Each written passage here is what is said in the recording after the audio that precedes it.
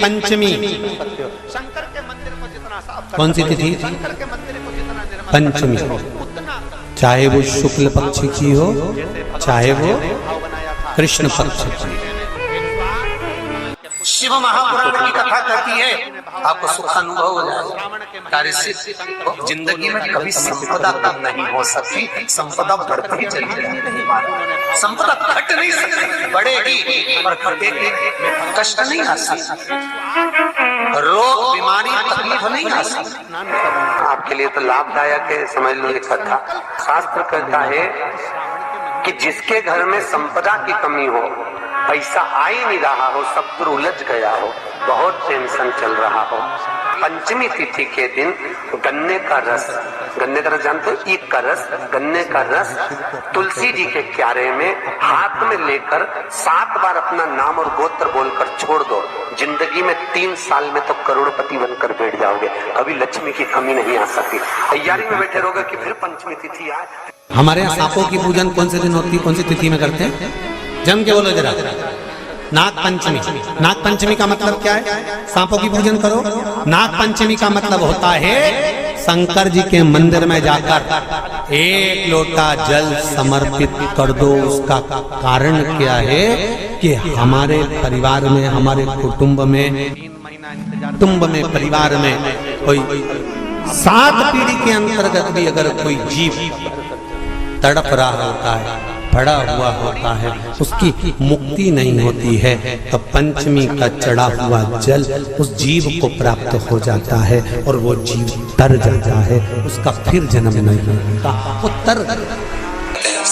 संपदा के लिए अर्थात जिसका व्यापार नहीं चलता, जिसके घर में पैसा नहीं आता, या नौकरी नहीं लग रही, या सर्विस नहीं लग रही, आप अप्लाई कर रहे हो, जगह जगह जाकर इंटरव्यू भी दे रहे हो और पैसा नहीं आता, तो उसके लिए भी प्रयास किया जाता है। पर उसके लिए यहाँ पर जो धन के लिए करते हैं, उसके लिए विष्णुपदी के लिए करते हैं। मतलब जैसे गंगा के जल में तुलसी के 11 पत्ते डाले जाते हैं और उसको किसी भी नारायण के मंदिर में राम कृष्ण शिव, शंकर नहीं, राम कृष्ण भगवान विष्णु दत्त आदि जितने नारायण के मंदिर हैं, उस मंदिर में किसी भी पात्र में, एक छोटे से पात्र में उसको भर कर रखी जाते हैं महाराज, उससे भी जॉब सर्विस नौकरी में सफलता प्राप्त हो जाती है। परंतु वो भी एकादशी को ही होता है। कुछ देर तक पात्र को रखा जाता है, फिर वही पात्र का जल किसी भी वृक्ष के नीचे डाल दिया जाता है, उससे भी नौकरी के लिए फायदा मिलता है। गंगा का जल को एकादशी और द्वादशी, इन 3 तिथियों पर एक रोटी में थोड़ा सा मीठा रखकर सोमक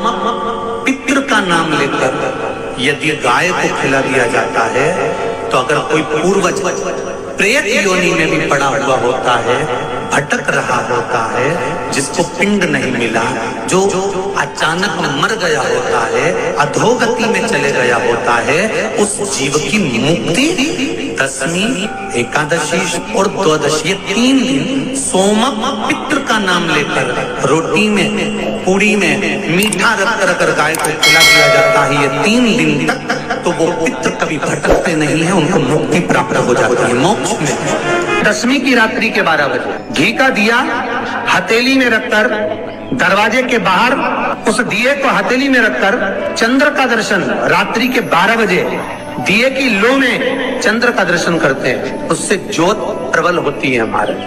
या तो होगा वो नौमी की रात्रि 12 बजे या दशमी की रात्रि की 12 बजे चंद्र का दर्शन, दीप घी का हाथ में जलाकर, नाम गोत्र अपना बोलकर, नरसिंह भगवान का स्मरण कर कर, ज्योति में चंद्र का स्मरण कर कर दर्शन किया जाता है। नेत्र कमजोर हो तो उस 3 या 4 दिन में ज्योतियों का क्रम बढ़ना प्रारंभ होता है। वैसे तो 15 दिन का लिखा है, पर शिव महापुराण कहती है 3-4 दिन का क्रम बहुत बढ़ता जाता है। केवल दशमी, चाहे उजाला की हो चाहे अंधेरे की, कौन से महादेव का नाम लेना है?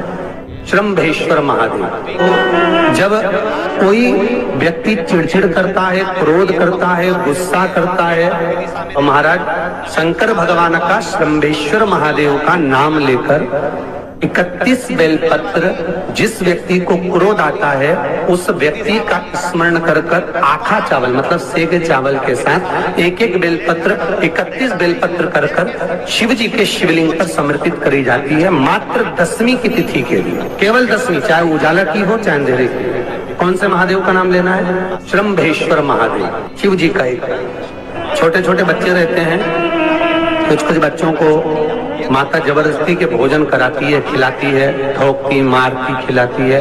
कुछ बच्चे ऐसे रहते हैं वो कुछ खा ही नहीं पाते, मुख में दो और वॉमिटिंग कर देते हैं, उल्टी कर देते हैं। ऐसे बच्चों के लिए या जिस व्यक्ति को भोजन पचता नहीं और उधर में एसिडिटी रहती हो और जलन टाइप की होती हो, उसके लिए भी श्रम्भेश्वर महादेव का स्मरण है। सुंदर व्याख्यान वर्णन किया है। श्रम्भेश्वर महादेव के ठीक सामने अर्थात भगवान शंकर के किसी भी शिवलिंग के सामने एक तांबे के लोटे में जल रख लीजिए और जल के अंदर 3 बेलपत्र डाल दीजिए, एक पीपल का पत्ता डाल दीजिए, शमी के 11 पत्ते कलश को छुआकर शंकर भगवान के शिवलिंग पर श्रम्भेश्वर महादेव के नाम से चढ़ा दीजिए। उस जल को उठाकर ले आइए, 1 रात्रि तक घर के अंदर रखना है। उस जल को श्रम्भेश्वर महादेव का नाम लेकर जिस व्यक्ति को एसिडिटी होती हो या उधर खराब रहता हो या भोजन नहीं पचता हो या पेट से जुड़ी हुई प्रॉब्लम हो या बच्चों को भोजन कराते हैं और वो वोमिटिंग कर देते हो, ऐसे बच्चे को या भोजन नहीं भा रहा हो ऐसे व्यक्ति को उस जल को सवेरे दोपहर शाम 3 बार श्रम्भेश्वर महादेव का नाम लेकर आचमन कराना प्रारंभ कर दो, पिलाना चालू कर दीजिए। 3 या 4 दिन पिलाओगे, अपने आप उदर में भी आनंद रहेगा, बच्चा भोजन करना भी प्रारंभ कर देगा। श्रम्भेश्वर जिसको साइटिका की बीमारी होती है या स्लिप डिस्क की बीमारी होती है या कमर की रीढ़ की हड्डी कहीं बांकी टेढ़ी होने लगती है या नसें चोक होने लगी हों, काम ना कर रही हों, तो उसके लिए कुंदकेश्वर महादेव पर आप कोई भी सफेद कलर के पुष्प भगवान शंकर के मंदिर में कुंदकेश्वर के नाम से 31 फूल समर्पित करना है। 31 अपनी माता का मर्म जानना बहुत कठिन है। अपनी और कुंदकेश्वर के नाम से 31 पुष्प समर्पित कर पिता की करुणा जानना। बेलपत्री के पेड़ के नीचे की जड़ थोड़ा सा भाग निकालकर ऊपर से छीलकर अंदर का भाग शंकर कुंदकेश्वर को चढ़ाना है। उस जड़ को लाकर उसको पीसना है और पीसकर सुबह के समय पर 3 बार उसका कुंदकेश्वर का नाम लेकर सेवन करना है। जिसको साइटिका और जिसको रीढ़ की हड्डी, स्लिप डिस्क, जिसको प्रॉब्लम होती है उसको बाबा कुंदकेश्वर एक ऐसे महादेव हैं, क्योंकि भगवान शंकर के चरण पर पार्वती के द्वारा फेंका गया कुंद का प्रहार हुआ और उससे बाबा को चोट लगी, जिससे बाबा का नाम कुंदकेश्वर पड़ा। जब आप जल शंकर को चढ़ाने तो रोज ही जाते हैं। जब एकादशी का दिन रहे और शंकर जी के मंदिर में आप जल समर्पित करें तो 3 बार मुख से स्वधा स्वधा स्वधा या स्वधा स्तोत्र का पाठ, जिसमें